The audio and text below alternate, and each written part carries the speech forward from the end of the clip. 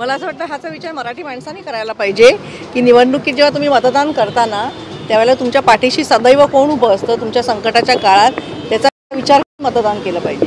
आणि आता तर झडझडून केलं पाहिजे, कारण आपल्याकडे आता पुरावे आहेत की बिहारमध्ये 4.5 कोटीचं 7 कोटीच्या वरती मतदान 2.5 कोटी फेक झालेलं आहे. त्याच्यामुळे लोकांनी विचार केला मतदान करून दाखवून दिलं पाहिजे की तुम्ही किती फेक मतदान करा की आमचा जोर जास्ती आहे. पण इतकं असूनही सध्या महायुती सरकार असं म्हणतंय की लोकांनी आहे या महाविकास कसं आहे, खोटं बोला आणि रेटून बोला ही स्ट्रॅटेजी सगळीकडेच आहे ना. मला आशिष शेलारजी त्यांनी पण सांगितलंय, त्यांनी त्यांच्या मतदारसंघातले दुबार मतदार दाखवलेत. मग म्हणजे असं फक्त आम्ही बोलत नाही आहोत, मग तुम्ही पण बोलताय ना, मग काढा सगळे दुबार मतदार. मध्ये तुम्ही आकडेवारी तुम्हीच दाखवताय की 4.5 कोटी मतदार होते आणि 7 कोटीच्या पेक्षा वरती जास्ती मतदान झालंय. मग हे वरचे मतदान कुठून आले? आणि आपण सगळे बघतो की मुंबईतनं महाराष्ट्रात भरभरून लोक गेली तिथे मतदान करतील. म्हणजे आपल्याकडे निवडणूक आयोग तर काय बोलायचंच नाही, पण मला सुप्रीम कोर्टाला पण प्रश्न विचारायचा की तुमचे डोळे उघडे आहेत की नाही काय जे चाललंय. आणि सुमोटो करा ना तुम्ही, प्रत्येक वेळेला जात आहे.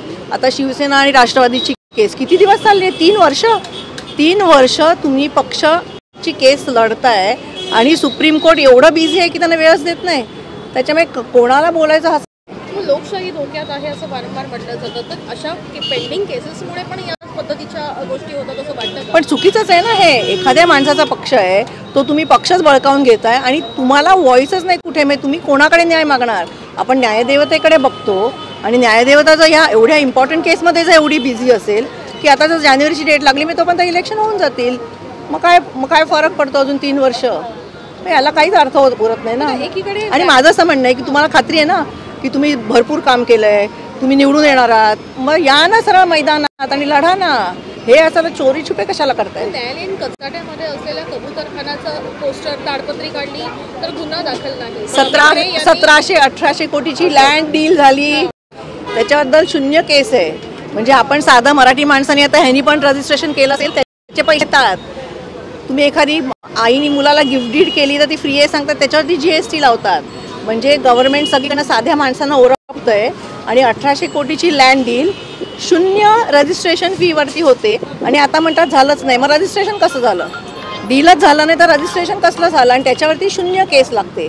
हीच तर लोकशाही आहे ना आपली. मग मिलीभगत वाटते कारण सरकारला काय, सरकारचे महसूल मंत्री म्हणतात की आम्हाला याबद्दल काहीच कल्पना नाही. अजित पवारही म्हणतात की मला कल्पना नाही. मग नसेल तर तुम्ही पेपर दिले ते जरा वाचा म्हणावं. थोडासा वेळ काढा आपल्या राजकीय कारकिर्दीतनं आणि तुम्ही ज्या केसेसचे पेपर दिलेले आहेत रजिस्ट्रेशनचे, जे अख्ख्या चॅनलवरती झळकलेले आहेत ते बघा, वाचा जरा. अमित ठाकरेंवर केस दाखल झालेली मला अभिमान आहे, खूप अभिमान आहे. मी पण वाट बघते माझ्या ठिकाणी पडेल.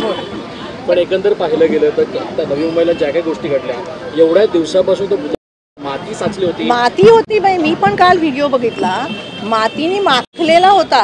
आपण तुम्हाला खरं सांगू का, ह्यांना निवडणुकीसाठी फक्त महाराज आठवतात.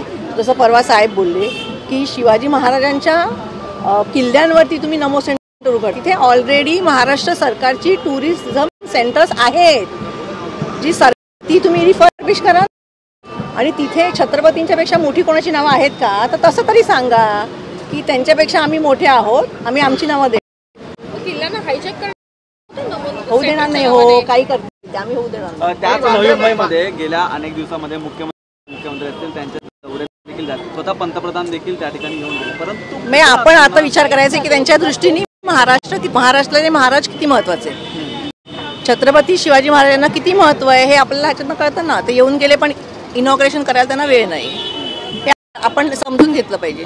नवी मुंबई पालिकेने त्याच्यावरती बोलले की तिकडचं काम बाकी म्हणून त्याचं मीटिंग बाकी देते आणि होतं बाकी तर 4-5 महिने कशाला झाकून ठेवलं तर करून टाकायचं ना काम. किती वेळ लागतो? अमित ठाकरे यांनी थेट सांगितलं की जर महाराजांवरचे 1000 केसेस मी अंगावर घ्यायला आम्ही पण घ्यायला तयार आहोत. मला अभिमान वाटतो एकदम. मी बोलली ना, गडकिल्ले उपेक्षित आहेत महाराजांचे. साहेबांनी त्यांच्या पहिल्या ब्लू प्रिंट मध्ये सांगितलं होतं, कोणीही बोललं नव्हतं की छत्रपतींचा पुतळा समुद्र हजारो कोटीपेक्षा महाराजांचे जे गडकिल्ले जिथे स्वतः महाराजांचा पदस्पर्श झालाय ते तुम्ही रिज्युमिनेट करा. आता आपल्या इकडचे मुंबईतलेच किल्ले बघा, बांद्रा किल्ल्यावरती परवा दारू पार्टी चालू होती, माहीमच्या किल्ल्यावरती झोपडपट्टी आहे. तुम्ही सांगा सरकारला की हा किल्ला तुम्हाला मिळेल, पटकन जातील आणि रजिस्ट्रेशन करून ते किल्ले पण ताब्यात घेतील. आता किल्ल्यावरती परवानगी देणं कितपत योग्य आहे? कारण जे आयोजक होते ते बोलत होते की आम्ही परवानगी घेतलेली आहे. असं कोणाकडनं घेतली परमिशन? झोपडी बांधायला कोणाकडची परमिशन घेतं? आपण ज्या झोपड्या वाढलेल्या बघतो, कोणाच्या परमिशन असतात? किल्ल्यांवरती तुम्ही झोपड्या बांधता. आपण आता इथे बांधा बघू, ऑफिस लगेच येऊन तोडतील की नाही? मग वेगा नाही आणि त्या लोकांना वेगा नाही असं आहे का? तर तसं सांगा मग. एकंदर आज अजून एक गोष्टी पाहिली गेली ती म्हणजे आदित्य ठाकरेंनी हे देखील ट्विट केलं की कुठे ना कुठे हे जे केस आहे ती चुकीची आहे आणि पाठराखण केली आणि त्यांना गर्व वाटतो की त्याचा अमित ठाकरे यांनी करू नका. मग आम्हाला पण नाही, चांगलं आहे ना, भाऊ एकत्र लढतायत, चांगलं आहे. थँक्यू.